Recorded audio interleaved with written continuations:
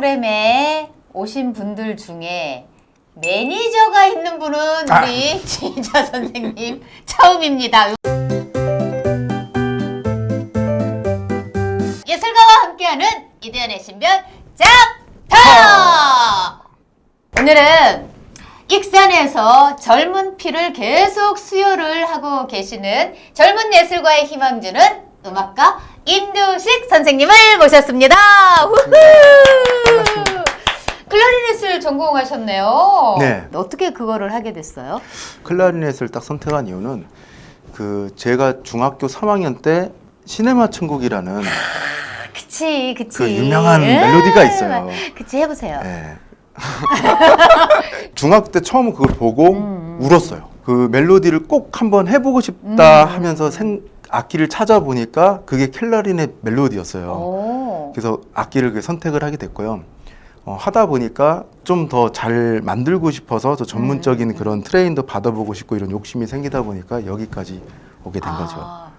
젊은 예술가 일자리 위에 예술나무 컴퍼니를 창립했다라고 되어 있는데 예. 제가 예술나무 컴퍼니를 만든 이유는 여러 음악인들한테 많은 기회와 환경을 좀 만들어주고 싶어서 하고 이 회사를 설립을 했고요. 환경을 만들고 하다 보니 예술인들이 무엇이 필요한지가 점점 보이기 시작하는 거예요. 그 보이는 게 첫 번째가 연주를 많이 하고 싶다라는 그런 갈망. 그 갈망하고 그 연주를 통해서 내 생업이 어느 정도 좀 보장이 됐으면 하는 그런 그쵸. 제일 큰 사실 대부분 음악가 아니신 분들이 예술을 하면 생업이 힘들지 않나 이런 얘기를 많이 하세요. 근데 사실상 어느 정도는 생업이 되어 있어요. 각자의 선후배들끼리 잘 운영을 해서 하고 있는데 이게 예술인이 원하는 그런 전통적인 생업이라는 거를 못해서 좀 이게 아쉬울 뿐이지 생업은 하고 있거든요. 이거를 잘 접목해서 정통적인 거와 그 다음에 사업적인 거를 잘 풀어갈 수 있게 해서 21세기에 그런 사업을 만들고 싶어서 하는 게 이 사업입니다. 아까 제가 소개해 드리는 건 젊은 예술가에게 희망을 주는 지휘자다, 네. 음악가다 이렇게 소개를 해드렸는데 네. 자기 자신을 키워드로 한마디로 하신다면 문화예술의 정거장이다. 제가 20대 초반 때는 문화예술을 접했을 때 경험할 수 있는 그런 공간들이 없었어요. 어느 회사들 가든 어느 직장에 면접을 보러 가면 항상 걸리는 게 있잖아요. 경력이 없습니다. 근데 예술인도 마찬가지거든요. 맞아요. 예술인도 어느 단체라든지 어느 소속에 들어가야지만 경력을 쌓고 그거에 대한 음악적인 거를 커리를 올려서 같이 움직이는데 사실 문화예술이 더 보수적이에요. 더 그런 거를 안 해주려고는 폐쇄적인 게 많거든요. 그러다 보니까 뭔가 배워서 이거를 좀 내가 같이 하고 싶은데 문이 너무 좁아요. 이거를 그나마 저는 좀 많은 선배님한테 인정을 받아서 같이 활동을 했지만 그 활동하는 과정 안에서 후배들이 올라왔을 때 이 친구도 같이 하면 점점 실력이 좋지 않을까 했다가 많이 혼났어요. 그걸 지적을 좀 받았어요. 왜요? 그러니까 지금 현재 있는 친구도 감당하기 힘든 거죠. 네, 그러다 보니까 그게 하나씩 보인 거죠. 이것만 바꾸면 이게 엄청 좋아질 텐데 이것만 바꾸면은 좀 더 많은 인원들이 기회를 많이 가질 수 있을 텐데 근데 이게 너무 아쉬웠던 거죠. 그래서 제가 따로 나와서 회사도 설립도 하고 단체도 만들고 더 많은 친구들이나 예술을 하고 있는 갓 졸업한 학생들이나 그다음에 연주 실력은 좋은데 소속감에 들어가는 게 너무 힘들어서 활동을 못하는 이런 친구들, 그다음에 유학을 갔다 왔는데 스펙도 좋아요. 근데 그 라인이 아니라는 그런 안 좋은 것 때문에 들어가지 못하고 그냥 맹도는 친구들이 있어요. 그러다 결국엔 서울로 가버리더라고요. 아니면 문화적으로 인정받는 쪽으로 가려고 하는 친구들을 제가 어떻게 보면 그 공간, 공간 안에서 기회를 주고 자기 아이템이나 이런 걸 활성화할 수 있게 만들기 위해서 한 게 그래서 제가 정거장이다라고 이렇게 좀. 정거장 좋은데요? 수업 중에 네. 선생님의 틀린 음을 지적을 했었다. 고등학교에서 음악 시간에 네네. 그 학교 교과를 배워요. 교과를 배우는데 사실 음악 선생님 틀린 건 아니에요. 근데 피아노가 음정이 안 맞아 있는 피아노가 있었어요. 조율이 안 됐구나. 조율이 안 된 거죠. 그거를 치고 계시는데 항상 재창 형식으로 수업을 하는데 음을 들려주고 따라서 부르는데 선생님은 음은 맞아. 근데 피아노가 음이 안 맞게 치고 있는 거예요. 그러니까 제가 선생님 음도 안 맞는데 왜 저희 보고 음이 틀린다고 하세요? 라고 이렇게 얘기를 했죠. 근데 그때 참 그걸 이뻐해 주셨어요. 중학교 때부터 올라가서 고등학교 때 운동 쪽으로 갈라 했었는데 그 선생님의 덩치와 이거에 눌렸어요. 눌려서 선생님이 나름 혹시 음악을 해볼 생각이 없냐? 그래서 아니 저는 뭐든 좋습니다. 음악 선생님 캐릭터 자체가 럭비부 선생님보다 더 강한 캐릭터였어요. 그래서 어쩔 수 없이 같이 하게 되었고 그다음에 관악부에서 딱 모여서 뒤에 앉아 있는데 그 웅장함에 일단 빠져버린 거죠. 머리가 뒤에가 이제 쭉 쓰면서 근데 선배님들 눈은 볼 수는 없고 그러니까 눈치껏 이렇게 감상하면서 그게 어떻게 보면 음악에 들어갈 수 있는 동기가 된 거고요. 아마 그때 지적도 안 하고 음악 선생님 만나지 않았으면은 저는 아마 체대에 있지 않았을까. 클라리넷으로 끌어준 선생님은 따로 또 있어요. 그래요? 누구? 최원호 선생님이라고요. 지금 현재 하멸여고 음악 선생님으로 계시고요. 원래 클라리넷은 이쁜 소리보다는 좀 탄탄하고 부드럽고 포근하고 어쩔 때는 되게 이해할 수 없는 그런 현대적인 음악을 그래서 예전에 고전 시제 때는 클라리넷이 살짝 추방이 된 적도 있었어요. 영역 자체가 너는 저음도 아니고 고음도 아니고 약간 자기 중성적이구나. 없는 거죠. 거기다가 너무 딱딱한 클래식도 아닌 대중적인 거나 재즈까지도 왔다 갔다 할 수 있는 그런 아주 폭넓은 악기이다 보니까 요즘으로 치면 엔터테이너네요. 그렇죠. 모든 걸 다 흡수할 수 있는 그런 악기였거든요. 임두식 선생님도 엔터테이너시겠네요. 그건 아니고 저는 정거장입니다. 앞으로는 본인은 어떤 예술가로 이렇게 지내고 싶으세요? 익산의 문화예술의 한 가지의 씨앗이 되었다. 아니면은 조그마한 숲을 만들었다. 아니면은 좀 저 친구 덕분에 익산의 문화가 조금은 개선이 되었다. 한 요 정도만 돼도 저는 아주 크게 만족을 하고 있고요.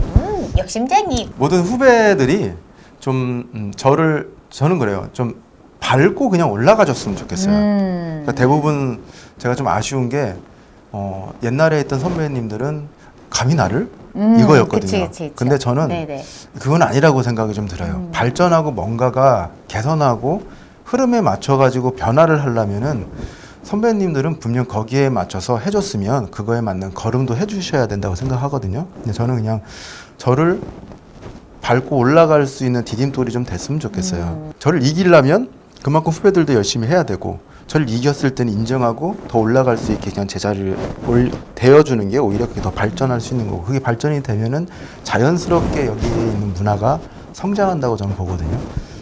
일단은 그런 디딤돌 같은 선배님들의 좋은 부분을 가져가고 또 선배님들은 그런 후배들에게 조금 더 자양분을 주면서 밀어주고 그 후배들은 또 그거를 이건 내가 많이 먹고 선배님 주시는 거를 내 걸로 해서 앞으로 나아가야지 이렇게 생각을 하면서 앞으로 조금씩 발전한다면 좀 전에 얘기해 주신 것처럼 우리 익산의 문화가 좀 더 한 단계 업그레이드 되지 않을까 이런 맞습니다. 생각이 듭니다. 클라리넷 연주자이기도 하시지만 지휘는 또 어떻게 하게 되신 거예요? 주의를 공부는 조금씩 했었어요. 왜냐면은 악기를 하다가 제가 손이 좀 다쳐가지고 언젠간 이 손이 고장나겠지라는 생각을 했거든요. 그래서 주의를 조금은 관심 있게 하고 있었는데 어느 날 동문 연주에서 주의자가 필요했었어요. 저는 이제 클라리넷 하니까 클라리넷에서 악장을 맡아서 하려 했는데 어떻게 떠밀리다 보니까 지휘봉을 잡게 됐어요. 이런 계기가 된 거죠. 근데 생각외로 선배님들이 제 말을 들어주시더라고요. 그치. 지휘자의 말을 듣지 않으면 오케스트라는 망하는 거니까. 그거는 맞는데 제가 들어주시더라고요 하는 그 단어는 원래는 이 동문 선후배 관계에서는 이 후배가 지시하는 거를 쉽게 따르진 않아요. 너무 냉정하게 지적질을 했어요. 그러다 보니까 선배가 오히려 너 얄밉다 할 정도, 내가 틀린 건 아는데. 네, 그렇죠. 근데 그거를 그렇게 해야지만이 된다라고 선배가 인정을 해주니까 오히려 거기에서 어느 정도의 이런 음악으로서 할 수 있는 게 또 있구나. 내가 가지고 있는 성격이나 내가 가지고 있는 어느 정도의 그런 재능 이런 거를 이런 방향으로 틀어서 무언가를 만들어갈 수 있구나를 그때 알게 된 거고요. 연주를 끝나고 나서도 각지에 다 왔단 말이에요. 저희 1209 선후배 중에는 KBS 교향악단 수석도 있고요. 청주시향 여러 가지 시향 선생님들이 계시거든요. 근데 이 선생님들이 저한테 야, 네가 우리 주의자보다 낫다. 어느 정도의 그런 뭐 이렇게 격려차에게 말을 해준 건데 열심히 했다라고 인정을 받으니까 그때부터 좀 주의라는 거에 대해서 어느 정도는 이것도 할 수 있겠구나. 네, 그렇게 해서 시작하게 됐고요. 그 용기를 받아서 제가 교회에서 오케스트라를 만들어 가지고 그때부터 이제 공부를 들어가게 됐죠. 젊은이들에게 정거장이 되고 디딤돌이 되고 있는 우리 임두식 선생님하고 얘기를 나누고 있는데 본인이 공연을 하거나 또는 어떤 축제나 이런 것들을 하면서 가장 좀 기억에 남거나 에피소드가 있다면 얘기해 주세요. 제일 힘들었던 공연이에요. 네. 익산의 홀로그램 공연을 처음 제가 했어요. 그러니까 홀로그램 페스티벌을 했잖아요. 그 당시에 홀로그램을 그 전부터 하고 싶었었어요. 힘들었던 이유가 뭐냐면은 홀로그램이라는 자체 그런 그 컨텐츠나 기술 개발이 안 돼 있을 시기였어요. 근데 머릿속으로는 이걸 해야지가 있는데 그거를 기획하다 보니까 익산에는 없었단 말이에요. 그래서 서울에서 홀로그램을 전문으로 하시는 분하고 만나가지고 이 시스템을 하는 과정 안에 좀 서운했던 게 촌사람 취급을 좀 당했어요. 내가 알고 있는 홀로그램은 충분히 그게 매칭이 되는데 가능하다. 내가 머릿속으로 굴린 시뮬레이션은 그게 분명히 되는데 그리고 그런 사례 비슷한 것도 봤는데 왜 그게 안 됩니까 해가지고 많은 마찰이 있었어요. 공연은 잘 성공적으로 했는데 관객이 너무 좋다고 했는데 한 번 더 보고 싶은데 한 번 보여줄 수 없는 거. 만약에 제가 좀 한 1년 정도 더 늦게 해서 홀로그램 센터라든지 이런 걸 좀 같이 했었으면은 조금 더 두세 번의 공연을 하지 않았을까라는 좀 아쉬움.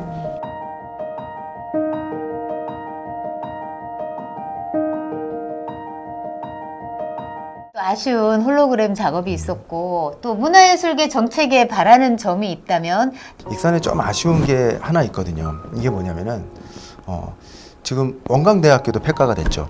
문화는 이게 어떻게 보면 사업성보다는 가치성으로 가야 되는 게 맞는데 일단 그 과가 없어졌다는 자체가 너무 마음이 아프고 그게 왜 없어졌을까요? 없어졌다는 거는 어느 정도 사이클이 되어 있지 않기 때문에 인프라도 분명히 없어졌을 것이고 인프라가 없어졌다는 거는 그런 환경이 안 만들어진 거고 그런 환경이 안 만들어졌다는 거는 찾지 않았다는 거고 그 다음에 찾지 않았게 됐다는 거는 그거를 어느 정도의 보조라든지 계속 활성화할 수 있게 관심을 안 가졌다는 얘기거든요. 이게 안 맞으니까 사이클이 안 돌고 그러다 보니까 한쪽으로 고이다 보니까 하고 싶어하는 애들도 적어지니까 학생들 줄고 과도 사라지게 되고 그래서 제가 바라고 싶은 거는 그거를 끌어갈 수 있는 전문가한테 그런 끌어갈 수 있는 환경이라든지 라인 그런 길이라든지 아니면은 사업이나 이런 거를 좀 같이 생활문화 전문가와 같이 접목을 해가지고 같이 갈 수 있는 걸 좀 만들어줬으면 좋겠어요. 왜냐면은 어느 순간 보면 다른 지역에 가보면은 생활문화 동호회가 문화예술 전문가가 돼 있더라고요. 그러니까 물론 그 안에 전공자들이 많이 없기 때문에 본인들이 20년 동안 꾸준히 해왔기 때문에 그런 전통적인 것도 있겠죠. 근데 전문가가 왜 전문가겠어요? 전통적인 거와 4년이라는 교육을 전문 트레이닝을 받아서 올라온 친구들이란 말이에요. 올라와서 그것도 더 전문적인 걸 하고 싶어서 유학까지 가가지고 진짜 오리지널 전통을 배워서 와서 자기 걸 펼쳐나가고 싶어하는 사람들인데 생활문화 동호회는 그걸 흉내를 내서 자기들이 즐기는 정도란 말이에요. 근데 어느 순간부터 약간 오래 하다 보니 자기가 노하우가 있는 거를 전문 기술이라 얘기하는 거는 좀 아닌 거거든요. 근데 어느 순간 보니까 그쪽으로 많은 지원금이 많이 빠져나가더라고요. 근데 그거보다는 그러니까 연주할 때도 조금 아쉽다라는 게 나오게 되고 지원 체계나 또는 여러 가지 그 상황들이 좋아져야 사실은 예술인들이 마음 놓고 활동을 해야 이 지역의 예술과 어떤 그 시민들과가 문화를 향유하는 게 더 커지잖아요. 방법을 네. 사실 좀 하나를 얘기하고 싶었어요. 네네. 전문적인 생활문화 동호회라고 하면 그 안에 4년제 음대가 나온 전문가가 트레이너가 최소 10에서 20%가 들어가 있는 전문 단체, 동호회 단체. 그러면은 전문 트레이너가 있기 때문에 거기서 지원을 받아서 움직였을 때 이 트레인이 이 사람들을 관리를 해주잖아요. 그럼 전통적인 게 어느 정도 흡수가 되니까 좀 발전할 수 있는 거죠. 그 다음에 전문 트레인이 생활문화 동호회 쪽으로 들어오게 되면 일반 우리 전문하고 있는 선생님들이 일자리가 생겨요. 그러면은 더 그거에 대해서 일이라고 생각하고 열심히 할 거고 다시 또 이 선생님이 일반 생활문화 동호회들한테 문화적인 걸 올려주게 되면은 더 깊이 있는 음악이라든지 그다음에 문화 자체가 또 높아지겠죠. 그러면 자연스럽게 사이클이 이루어지기 때문에 이런 시스템을 정관에다 좀 넣어주면 그러니까 확실히 나눠지게 될 수 있다고 생각 들거든요. 전문 단체와 생활문화 동호회와 생활문화 동호회 단체에서 뭔가 전문성이 있는 거를 나눌 수 있다고 저는 그렇게 생각하고요. 기본적으로는 동호회라는 것과 전문 예술 단체라는 게 이렇게 분리가 좀 돼야 되는 건 맞죠? 네, 그건 맞아요. 네, 그건 분리가 돼야 되는 거고 동호회는 즐기는 거잖아, 본인들이. 네, 맞아요. 네. 근데 그런 분들은 또 내가 요만큼만 하니까 아쉬워, 더 하려면 전문가를 초빙해, 이런 정도면은 좋지 않을까 싶기도 맞습니다. 합니다. 아무튼 오늘 이렇게 많이 시간을 내주셔서 너무 감사드리고요. 이거 안 하고 가면은 아쉬울 것 같아 하는 이야기가 있으면.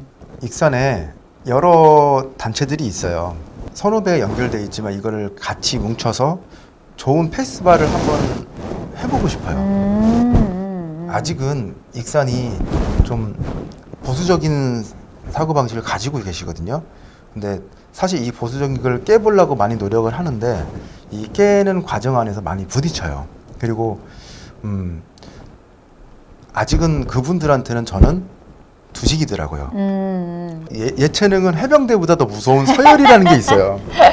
체대보다 더 무서운 게 음악과예요. 맞아. 네, 그러다 보니 이 한 세대가 빠져야 그 다음 세대가 올라가는데 저희는 저희 세대에 배운 게 있고 과거에 선생님들이 배웠던 시스템과 저희 세대가 배운 건 또 틀리거든요. 저희 세대는 유학도 금방 갔다 오고 공부를 많이 했어요. 많이 하고 석사도 많고 그다음에 외국에 활동한 친구들도 많은데 이 친구들이 가지고 있는 컨텐츠들이 많이 있거든요. 보고 배운 게 너무 아쉬운 거죠. 이거를 조금만 서로 같이 해가지고 익산의 커다란 페스티벌을 만들면 좋지 않을까라는 생각도 들고요. 즐거운 익산만의 또 축제가 하나 만들어졌으면 좋겠습니다. 네. 자, 오늘 이렇게 젊은 예술가에게 희망이 되는 또 정거장과 디딤돌이 되는 임두식 선생님과 함께 했습니다. 예술가와 함께하는 이도연의 신변 짝터!